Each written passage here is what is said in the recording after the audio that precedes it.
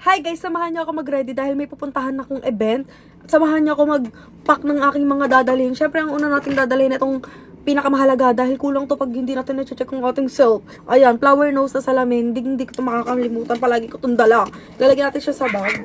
Tapos, syempre, next is blush on. Para pakaklang tayo palagi. Ayun yung blush on ng flower nose. Nakailang gamit na ako niya pero buo pa rin siya. Syempre, malamang. Maganda to eh. Flower nose to eh.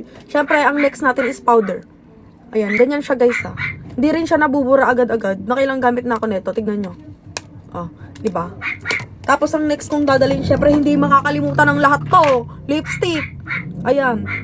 Ito yung gamit ko. Yung gamit ko ngayon sa mukha ko guys, ito yung gamit ko, flower nose. Kaya very simple lang talaga. Bet na bet ko talaga mga simple makeup ngayon. Ayan, ganyan siya. Super long last. Ay! Hello! Super long lasting talaga niya guys. Promise.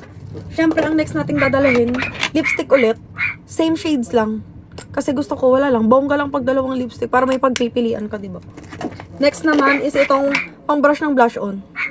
Ayan, super smooth lang niya. Hindi siya matigas, hindi siya masakit gamitin. Ayan, diba? Ang bongga, flower nose, I love you. Syempre, di makakalimutan last, itong suklay. Mahalaga to. Syempre, para hindi naman tayo buhaghag sa event na yun, mga sis.